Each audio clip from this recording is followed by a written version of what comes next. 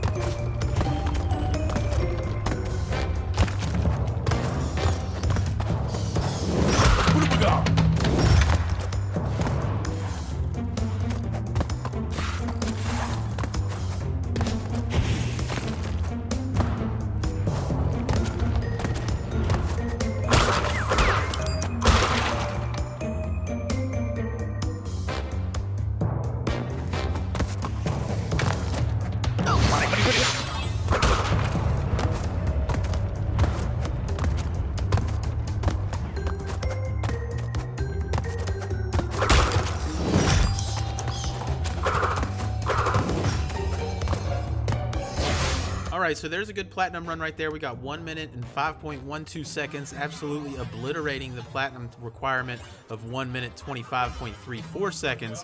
So I'm going to break this down slowly for you. Again, you got a lot of room to spare. Obviously, we're going to grab that Aku Aku mask right in the beginning there. That's important. And then we're going to spin into that snake and let him blow up all the boxes. So when we do that, we don't have to focus on getting them. When we jump to this, we're going to hit that 3-second box on the way down. So as soon as we land, we can just jump to the left and keep our pace going, again spinning into the snake to let him do the work against the boxes. We don't want to waste time going over there trying to actually destroy the boxes ourselves. Once we get here, these sections do have bad enemies, but as long as you get to the lowest portion of this walkway, they're not going to hit you, so you should be able to walk right through. Right here, I like to spin one to the left and another one to the right. That will take out both of the second boxes and the spider, and we can jump around the right and avoid those spears that are coming through to actually jump to this moving platform here. Once we get in here, we'll take a deep breath, slow down, don't rush into this fire here, let it go ahead and dissipate. We have plenty of time, so we're going to jump across and we're going to jump all the way and hit this 3x box with our upward motion from the left hand side when we jump over there. I didn't mean to run into that snake there. Don't think that that's intentional. That was a mistake. You can just kill him and then wait for the fire to dissipate. You should be able to just run straight up the middle of this circular platforms that are kind of moving around. You should be able to just go right up the middle. There's going to be another Aku mask right here on the path through this area where the walls are kind of slamming together, but that shouldn't stop you. As long as you kind of maintain just going forward, you should be able to get through there no problem. Once we get here, we're going to jump over and to the right. You should be able to just keep going. This fire should not start before you can get across it. Right here, this is a challenging part for a lot of people. Just wait for the platform to show up right in front of you and then go to the middle, and then we're going to go slightly down and to the right and then straight down. A spider will drop down right there, so just go ahead and spin and you'll take him out without taking any damage. It's kind of surprising. If you are just running, he'll hit you before he even lands. You'll take damage. So once you get here, again, don't rush into this like I did. I was trying to go a little bit too quick and got damaged by the fire there. Wait another 0.2 seconds and that won't happen to you. right here.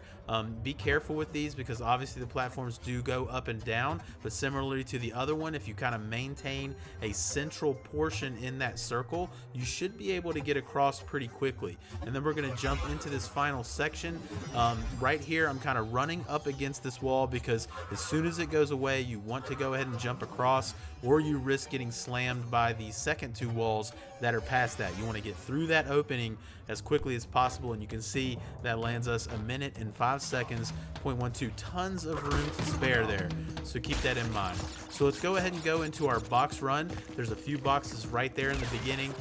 As I've mentioned in previous guides, I highly recommend you do the relic runs first because this game gives you Aku Aku Mass to start levels based on the amount of times you've died on a particular level, and you're gonna die a bunch going through these, going for these relic runs. So essentially, after you do them, when you start your box runs, you're always gonna have a double Aku Aku Mass, meaning that every time we pick up one, we're instantly going to be invincible. So that's something to keep in mind. I do recommend that. As with this particular level, there are 67 boxes. There's no, bonus rooms, and there's no specialty gems that you're going to need. So we can just kind of jump right into this, getting all the boxes through this playthrough. Now, if you've beaten this level and you've missed a bunch of boxes, you're like, what the hell? Where are all these boxes? I'm going to show you. There's kind of a secret path in this level that's coming up that leads to a lot of the boxes that a lot of people miss.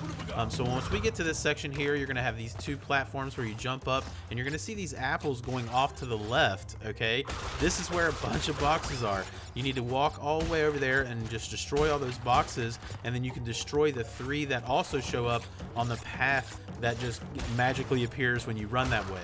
Obviously right here, you do want to use the up jump box to get the crate of apple box destroyed before you destroy the arrow box, because you're not going to be able to jump that high to get that. So once we get here, we're pretty much home free. We've pretty much gotten all of the boxes, almost essentially. There's only a couple left, with the bulk being that like secret path, right? So here we're going to hit this one as we're heading to this kind of circular area of the rising and falling platforms. Just get across those. You can destroy these at will, and also keep in mind, I'm not dying, but if you die, it's no big deal. This isn't a mission that requires no deaths. But once you get this last box right here in the final hallway, the clear gem will spawn for you to pick up, and that's all 67 boxes in this level that'll get us the gem. So hopefully that helped you guys. We've got the platinum relic and the gem in another level off the board. Temple Ruins is finished, and that's a super fun level. I actually really enjoyed playing that one a lot. It's super fun. So I hope you guys enjoyed that. I hope you found the relic breakdown very helpful, and hopefully I'll see you in the next mission, Road to Nowhere, which is really tough.